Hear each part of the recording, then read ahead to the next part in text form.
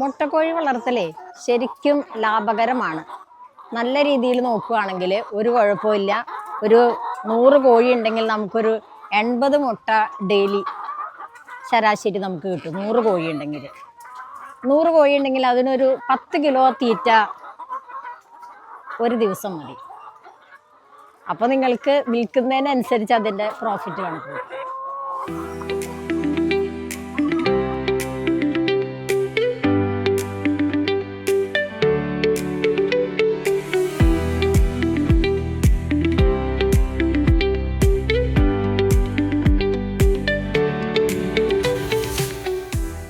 BV380 വർഗത്തിൽപ്പെട്ടതാണ് കോഴികൾ. അപ്പോൾ ഏറ്റവും കൂടുതൽ മുട്ടയിടുന്നത്, അതായത് ശരാശരി വർഷത്തിൽ 320 അല്ലേ, 320 മുട്ട ശരാശരി ഒരു വർഷത്തിൽ നമുക്ക് കിട്ടും.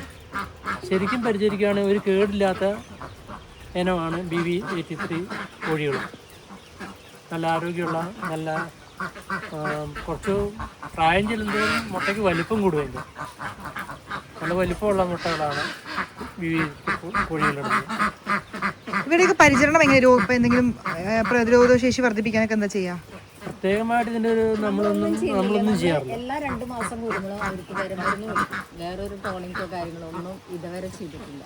ഒരു രോഗങ്ങളും ഇതുവരെ വന്നിട്ടില്ല. കൃത്യമായിട്ട് 2 മാസം കൂടുമ്പോൾ അത് ഓരോരുത്തരെയും പിടിച്ച് സമയം മെനക്കെട്ടാലും ഓരോരുത്തരെയും പിടിച്ച് അവർക്ക് മരുന്ന് കൊടുക്കും.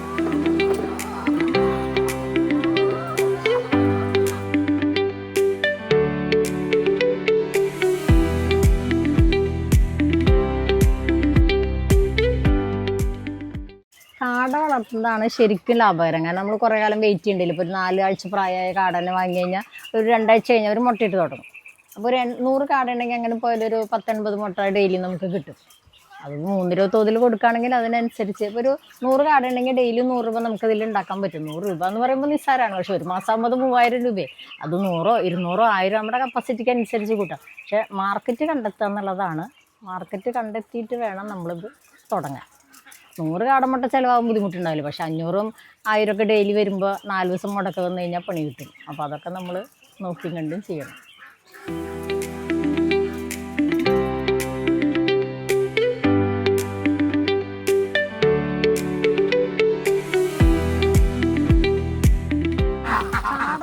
കുറച്ചുകൂടി ലാഭകരം എന്ന് പറയാൻ 1 ടൈം ഇൻവെസ്റ്റ്മെൻ്റ് ആണ്. കാരണം കാടനെ വാങ്ങി ഒരു 5-8 മാസം തുടർച്ചയായി മുട്ടയിട്ട് കഴിഞ്ഞാൽ പിന്നെ ആ കാടനെ നമുക്ക് ഇറച്ചിക്ക് കൊടുക്കാൻ പറ്റും. അപ്പോൾ ആ കാശ് കൊണ്ട് വീണ്ടും പുതിയ കാടനെ നമുക്ക് വാങ്ങാൻ പറ്റും. അതുകൊണ്ട് കാട ലാഭകരമാണ്.